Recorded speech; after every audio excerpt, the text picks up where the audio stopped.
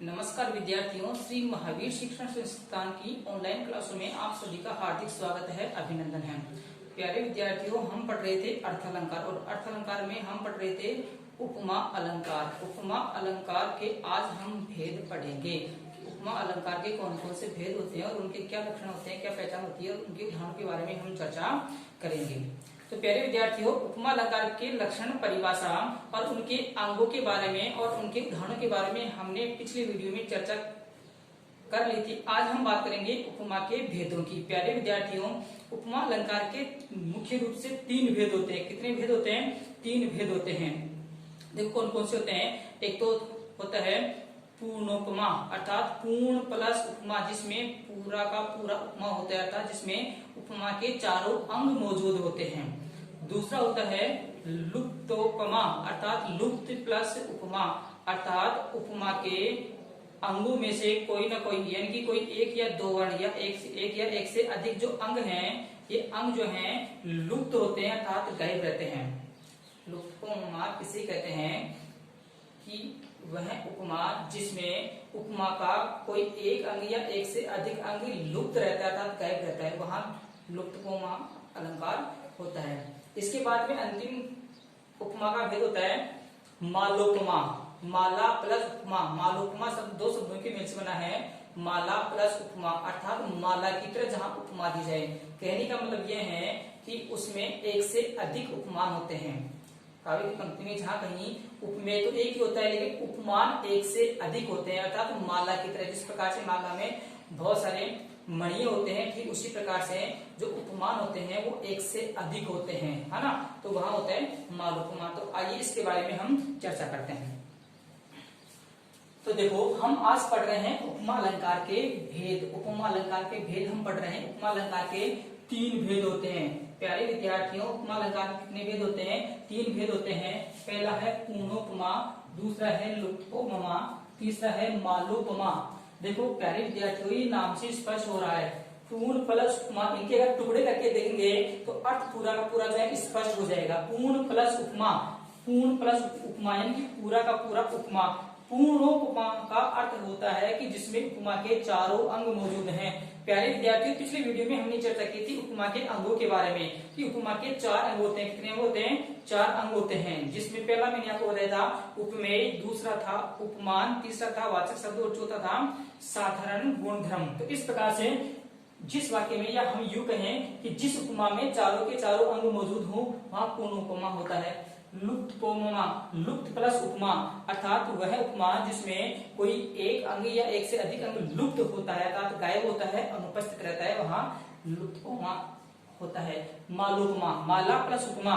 मालोपमा शब्द का अगर हम टुकड़ा करेंगे तो शब्द बनेगा माला प्लस उपमा, अर्थात माला की तरह उपमा दी जाती है। कहने का मतलब यह है कि जिस उपमा में उपमेय तो एक ही होता है, लेकिन उपमान एक से अधिक होते हैं, माला की तरह या माला के मणियों की तरह।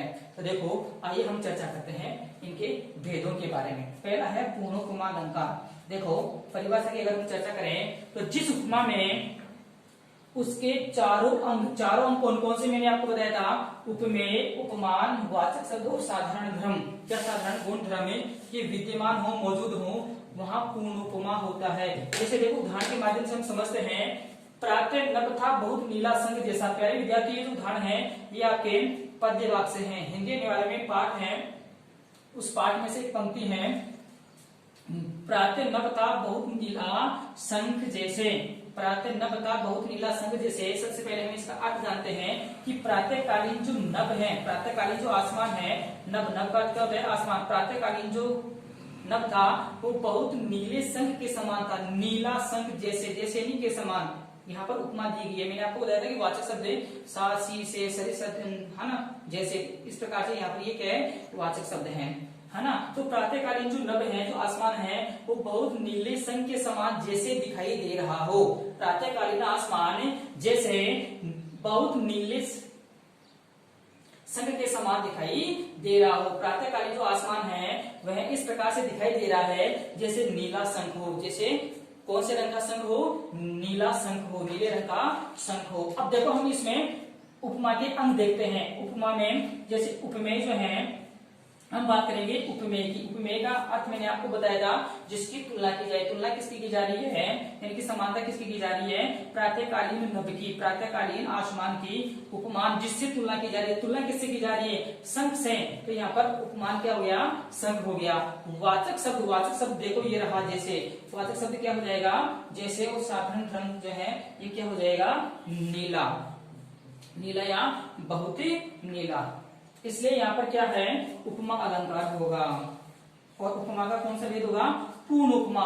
पूर्ण उपमा यानी कि यहाँ पर उपमा के चारों अंग मौजूद हैं। उपमा यहाँ पर पूरा है, आधा अधूरा नहीं है। पूर्ण का अर्थ होता है पूरा, अर्थात यहाँ पर उपमा के चारों अंग जो है मौजूद हैं। इसलिए यहाँ पर कौन सा उपमा होगा, पूर्ण उपमा। पूर्ण प्लस उपमा, उपमा पूरा होगा। उपमा पूरा होने से तात्पर्य है कि जहाँ पर उपमा के चारों अंग मौजूद हों।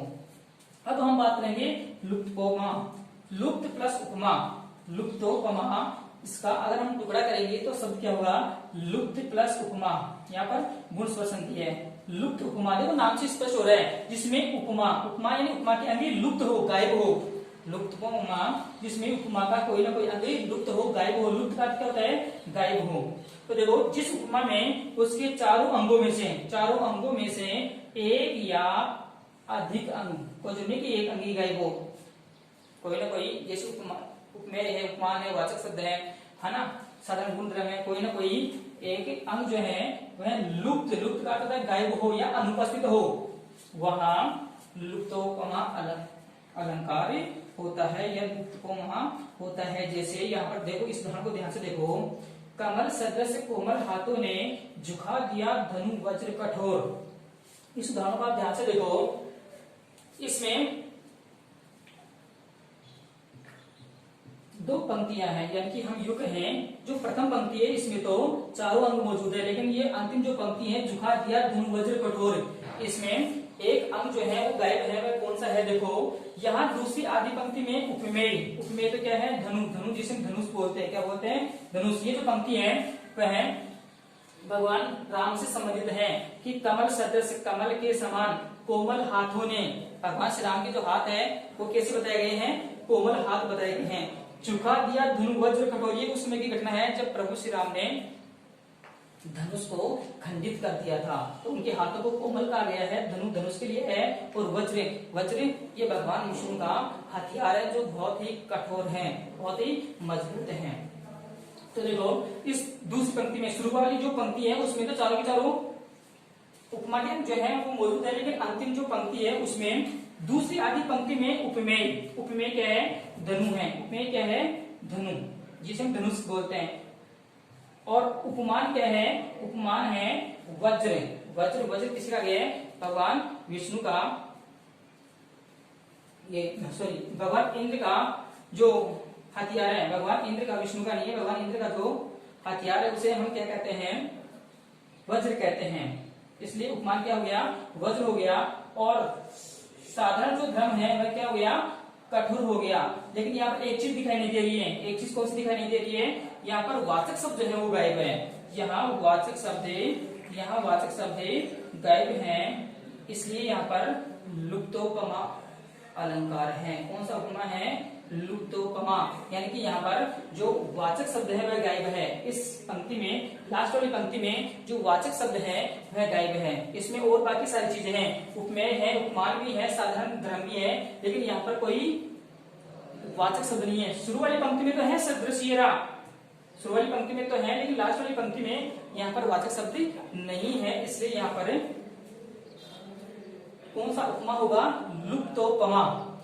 तो देखो आगे हम चर्चा करते हैं मालोपमा की। मालोपमा ये ही दो शब्दों की मेल से बना है, माला प्लस उपमा, अर्थात जहाँ माला की तरह उपमा दी जाए। कहने का मतलब ये है जहाँ उपमेय तो हो लेकिन उपमा जो है वो एक से अधिक हो, माला के मणियों की तरह।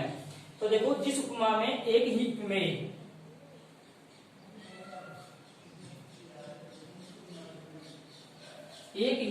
के अनेक उपमान उपस्थित हो, उपमेय तो एक ही हो लेकिन उपमान एक से अधिक हो, वहां मालोपमा होता है। जैसे यहाँ पर देखो एक उदाहरण दिया गया है, माँ शारदा तुषार कुंद हीरे के सदृश धवल है। माँ शारदा की जो है विशेषता बताई गई है। इस उदाहरण में, इस पंक्ति में माँ शारदा, शारदा किसे कहा गया है? माँ सरस्वती को। तुषार, तुषार कहा गया है बर्फ के कणों को। ये कुंद एक जूही के समान एक बहुत ही सुंदर एक पौधा होता है, उस पौधे से इसकी तुलना की गई है। और हीरे, हीरे के सदृश, हीरा आप जानते हो है ना, हीरे के सदृश, सदृश यानी समान, धवल, धवल यानी सफेद, धवल का क्या होता है? सफेद होता है। सदृश यहाँ पर वाचक शब्द है, और यहाँ पर ये क्या है? उपमान है। तुषार, उपमान कितने हुए? तुषार, कुंद और हीरे, यहाँ पर उपमान एक से अधिक आए हैं। और जो शारदा है, ये शारदा उपमेय है। ये शारदा क्या है? उपमेय, जिसकी तुलना की जाए, अर्थात जिसकी उपमा दी जाए, माँ शारदा। तो देखो इस उदाहरण में आप ध्यान से देखो, प्रस्तुत पंक्ति में एक ही उपमेय, उपमेय कौन सा हो गया?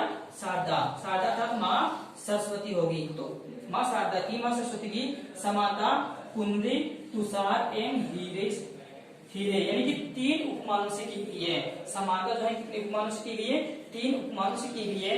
अतः यहाँ मालोपमा है।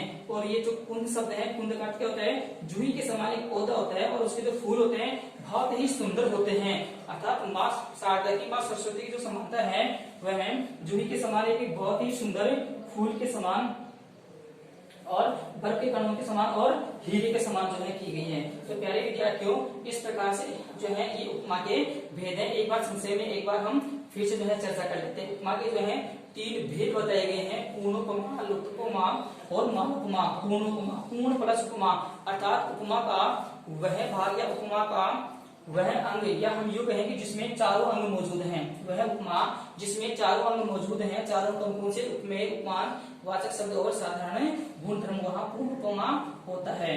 लुप्तोपमा कहा होता है कि जहां उपमा के चारों अंगों में से एक या एक से अधिक अंग जो है वो लुप्त हो, गायब हो, वहां लुप्तोपमा होता है। अंतिम है मालोपमा। मालोपमा कहा होता है कि जहाँ एक ही उपमेय के एक से अधिक जो है उपमान मौजूद हो, वहां मालोपमा होता है। तो प्यारे विद्यार्थियों, ये उपमा के भेद हैं जो आपको समझ में आ गए होंगे। आप बार बार जो है वीडियो को जो है रिवाइज करके देखिए, आपको जरूर जो है समझ में आएंगे, अच्छे से जो है समझ में आएंगे। साथ के साथ आप नोट्स बनाते जाइए। प्यारे विद्यार्थियों, आप चैनल को लाइक कीजिए, सब्सक्राइब कीजिए, और इसकी लिंक को आप अपने मित्रों के साथ भी शेयर कीजिए। धन्यवाद।